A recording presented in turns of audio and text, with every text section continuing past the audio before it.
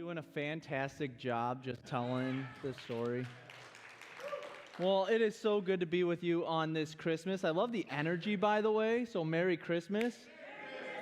My name is Robert, and I have the joy of being the pastor here at Fellowship. And what a great time of year to gather. I mean, it's not really snowy out today, but it's foggy. Is that kind of like the same thing? Well, today's message, and it's probably a little shorter than if you're regular here, but it's simply titled this, The Christmas Gift, Jesus, Our Solution to Sin and a Fresh Start. And for some of us, those words, they resonate with us. We understand it. We're like, yep, I get maybe where he's going. For others of us, some of those words are stumbling blocks. Some of those words are ones that maybe we don't want to talk about or hear, or maybe even some of those words are ones that cause us to question. But the last verse that we read was Matthew chapter 1, verses 18 to 25, and in it, we can see something that is so important about why we celebrate Christmas today and each and every year. And here's why. Jesus was the one and only gift that the world actually needed. Amen. So much of our Christmas is spent celebrating our gifts and what we get and the expectation. But the reality is there was only one gift that we really need to celebrate. And the reason I share that is I'm reminded of the countless times that we will look at maybe a Christmas film. For instance, I'm from Ohio, so I can't not watch The Christmas Story. And you all know who I'm talking about when I'm talking about Ralphie. Because all he wanted for Christmas was a Red Ryder combine action 200-shot range rifle with a compass in the stock. Do you remember that? And he waited, and that's all he wanted. But that represents so much what Christmas tends to be, does it not? Kids will wait in line for Santa. I remember being a kid myself, back when Lakeside Mall would have a big deal with Santa being there. And there would be lines wrapped around the hallways to go meet Santa and tell Santa what you wanted for Christmas. And the season is full of expectations over and over, not just gifts. The reason we light the Advent candles each and every Sunday is because we're expecting the coming of something. In every single way, Christmas is our expecting of something, expecting of a gift, expecting of time with family, expecting those Christmas cookies, or whatever the tradition is, we are constantly expecting something. But there's something in our reading that we must pay attention to. Because I'm often asked the question of what should I get for Christmas?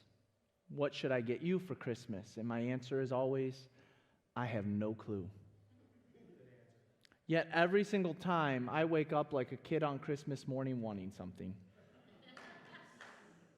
But there is something in our text that we have to pay attention to when we think of that. It says this in Matthew 1:21, and she will have a son, and you are to name him Jesus, for he will save his people from their sins. Now this verse, at first, you're going to say, what does this have to do with what you want for Christmas? And it has everything to do with it. Because we can focus on so many different things this Christmas season, and you can preach many different messages based on God's Word this Christmas season, and we can watch many different movies this Christmas season. We can focus on the tension that maybe Mary and Joseph had or didn't have. We can focus on the virgin birth. We can focus on wise men and shepherds. We can focus on the animals. And while each of these is important, they each describe the how or the scene of what was taking place. Because verse 21 doesn't talk about the how, but it talks about the why. Jesus, Emmanuel, God with us, was sent to save us from something. Have you ever needed to be saved from something? There's a word that I used in the title, and the word is sin. If we're to actually use that word in its original meaning, it's the Greek word harmatia, and it's a state of being or a condition. It's a condition of being in need of something. It's a condition of depravity. It's a condition of not being in the right situation. I made up this story that maybe can describe it. In a Detroit suburb, let's call it Sterling Heights, lived a woman named Sarah. She was an ambitious auto engineer with dreams of climbing the corporate ladder. Her harmatia, or her sin, was an insatiable desire for recognition and validation throughout her career success. When we hear these words like this, we sometimes think it's the person who's behind bars for committing a crime, but sometimes it's our own pride or ambitions that get the best of us. Ignoring the importance of her work-life balance, she constantly sacrificed personal relationships and well-being for late nights at the office. Eventually, she climbed in her career, alienating friends and family, neglecting the community that once provided support for her. If you watch a Hallmark movie, this is the scene time and time again. The professional who's so focused on their work that they're missing the love right in front of them or their family. Her pursuit of this validation led to compromises and strained connections.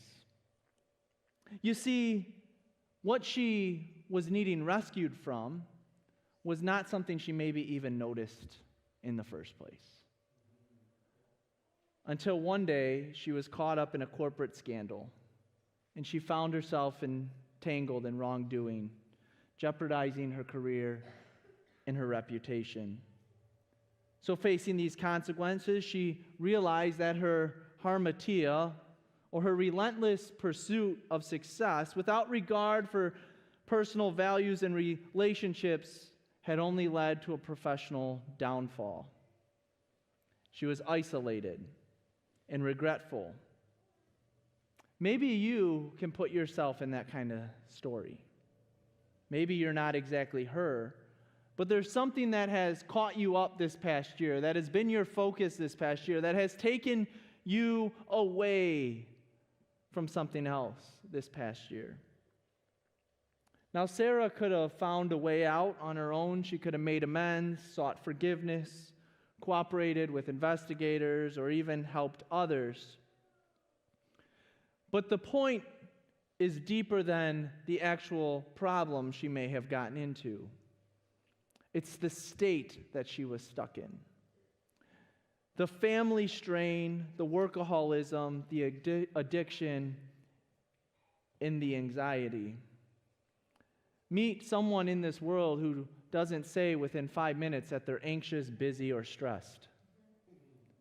And tell me we don't have a problem. So why do I say that depressing story on Christmas? Because there's a solution to all of our harmatia, all of our problems, all of our states of being, all of our times where we feel like there is no hope. And that's why we celebrate each Christmas. Because there is a gift that has freed us from that condition. And is it a gift that only God Himself could bring? Actually, when I think of it, I think of this picture I found recently. It's Jesus and Santa. And Jesus asked Santa, "What are you carrying?" And Santa says, "Many gifts for everyone. How about you?" And Jesus says what? "Just one gift, but it's enough for everyone." Have you ever thought of the fact that Jesus' birth was the beginning of His pursuit or mission or walk or journey to the cross? See, why we celebrate Christmas is because, yes, we could talk about the improbability of the prophecies being fulfilled. We could talk about all the miracles that took place. We could talk about he truly was the one they had waited for. But at the end of the day, what we celebrate is God made himself flesh, dwelt among us, became one of us, so that he could go to a cross that none of us could go to.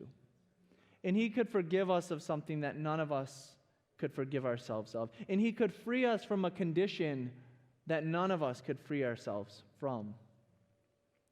In Matthew 1, our passage, verses 22 and 23, says, all this took place to fulfill what the Lord had spoken by the prophet. This would be the prophet Isaiah, where it says, behold, the virgin shall conceive and bear a son, and they shall call him Emmanuel, which means God with us. The context of that Isaiah quote is something that I find very, very fascinating, because I find more fascinating the context of it than even I do the fulfillment of the prophecy. Why? Because it's in Isaiah chapter 7 that we see this text. And do you remember maybe someone named King Ahaz? King Ahaz was king of Judah. And he's having a conversation with this prophet Isaiah, who as a prophet is speaking on behalf of God. Ahaz comes from the line of David, just like Jesus does. Yet he chooses to put his faith and guidance in the king of Assyria rather than the king above all kings, God himself.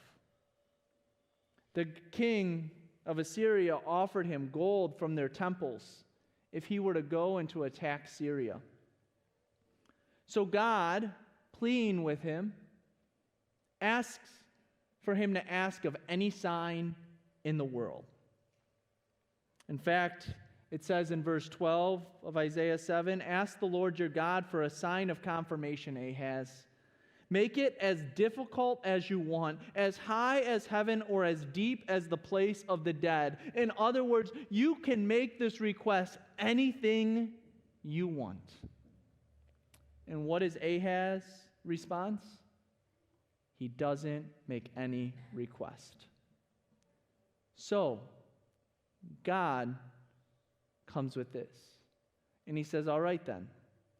The Lord himself, God himself, will give you a sign. The virgin will conceive a child. She will give birth to a son and will call him Emmanuel. Of all the signs in the world to prove that I am the one true God, I am going to bring myself to the world through a virgin named Mary. You could pick anything Ahaz, and when he chose not to, this is the sign that God chose. And the Jewish people would hold on to this for centuries and centuries looking after this. In the famous Dead Sea Scrolls, in 1946, they found an entire copy of the prophet Isaiah's work. They have dated it scientifically to 125 to 100 BC. So if we were to just use the dating of the actual papyri that they found in the Dead Sea Scrolls, we would know that they were waiting for at least 100 years for this prophecy to come true. Have you even waited 100 minutes or 100 days for a present sometimes? But what we know about Isaiah is it wasn't just 100 years. In fact, we know that Isaiah dates to around 740 BC. So over 700 years, people had waited for a sign.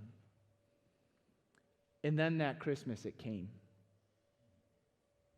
Can you imagine the joy and the excitement? Jesus came. Emmanuel, God with us. Have you ever gotten a gift that you never expected, but that freed you from everything? I have another fictitious story that I made up of a man named James. James is a hardworking father of two who's faced a series of setbacks. If any of us have lived through the ups and downs of the auto industry, we know that sometimes it can be hard. And as the pressure mounted, a surprise gift came in the form of a full-ride scholarship and vocational training. Could you imagine the way that that thing would change James's life? Just a scholarship and training? But what if you could have a gift that's even greater than that? What if you had a gift that could free you from all of the pains and agonies of this world?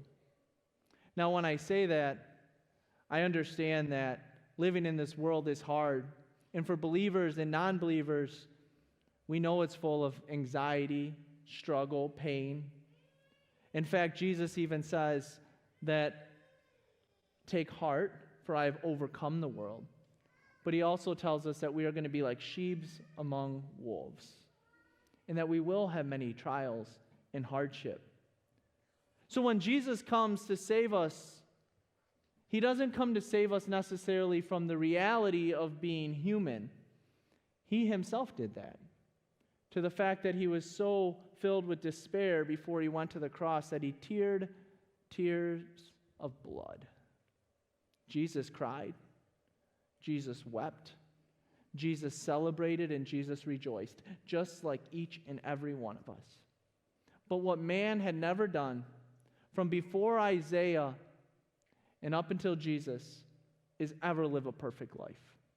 And while we can strive time and time again, there is this constant state that we're in of, simply put, our own pride, our selfishness, our own self-infatuations that keep us from God. But there was a gift that first Christmas that broke through, that said, even when you can't make a way yourself, I will make a way. And let me leave you with this. Jesus never forces us to receive that gift, but he offers it to us.